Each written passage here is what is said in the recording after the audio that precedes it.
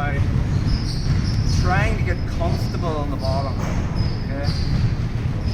People think from bottom position the first thing we do is try to escape. And we know the 3 escapes and we'll be doing them in this mesocycle.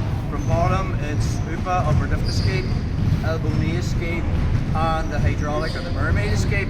But that's not the first thing Charles should be thinking about. Alright? At the moment Charles is comfortable.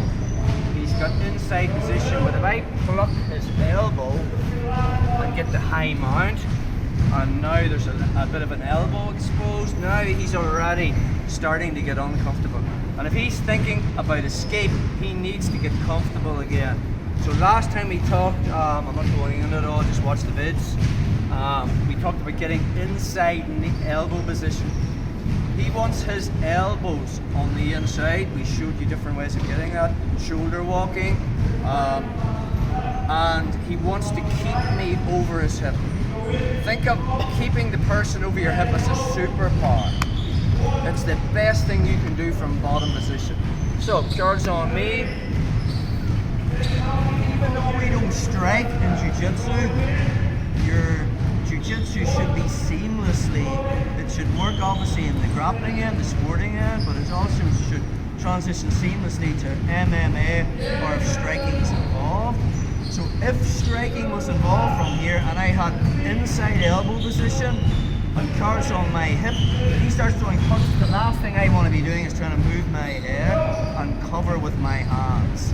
As Carl goes to punch, I just lift my hip. Alright. Now if I drop my hip and tie up an arm, Carl can lift his hands and just re-pummel. So again, if I lift my hips, I go to pummel, Carl can just re-pummel with his hands. If I go this side, he can re-pummel again. So the detail on when I get his hands on the mat is I can keep one of them on the mat by keeping my hips engaged. So I'm here, and he goes to punch, I just lift my hip. Notice where my ass is off the mat. The Carl can keep one hand on the mat. If he goes to punch again, I just get inside position. Okay.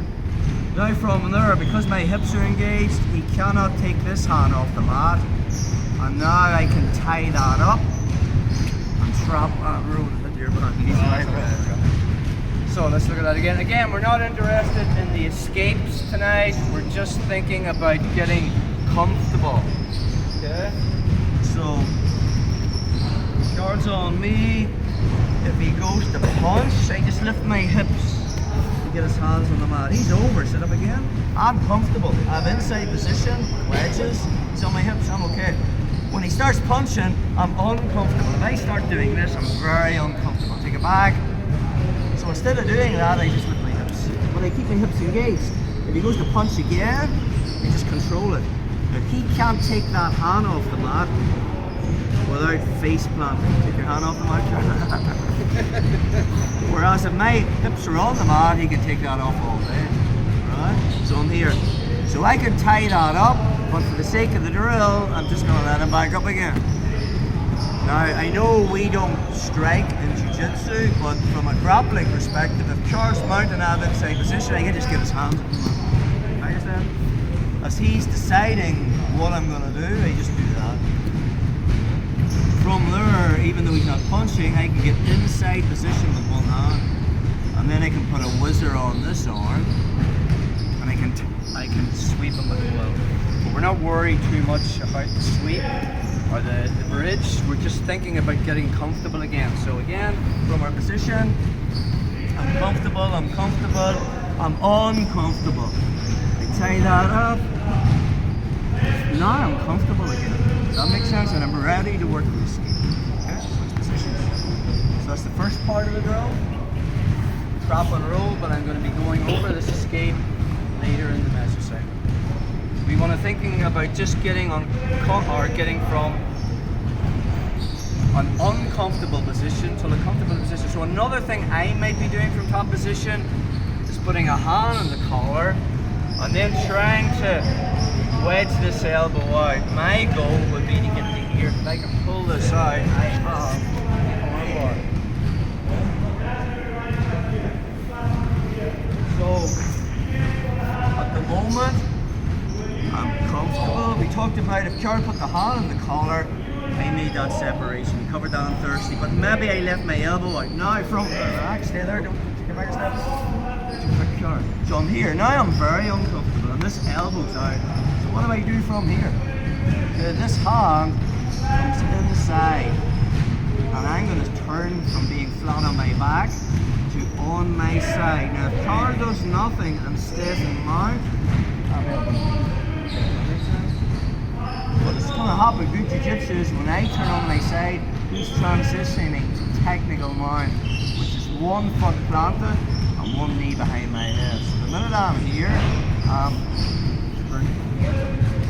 notice the way I'm inside elbow here.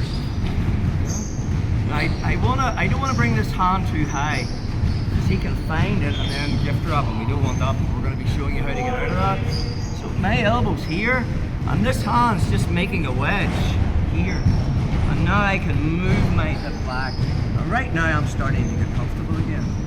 So now I can start to escape that position.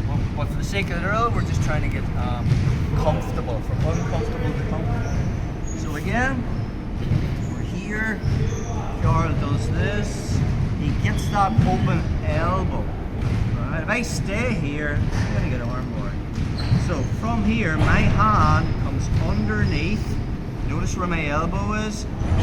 And now I need to get my elbow on the inside of his thigh. Okay? So I turn onto my side and I just turn. My second arm can come here. Sometimes I can even grab and I escape my hip. Notice the way now Kjar's base is gone because he's off the mat. Now that can easily turn into So, the drill is, get his hands on the mat, keep your hips engaged, get inside control, and then whizzer this one. The second one is, Kjar puts his hand in, he starts to get an open elbow here. I bring my arm inside, but I want my elbow. I turn onto my side, and if inside position, I'm quite comfortable from here. If that makes sense. Now I can escape my hip. Start playing the game. Okay.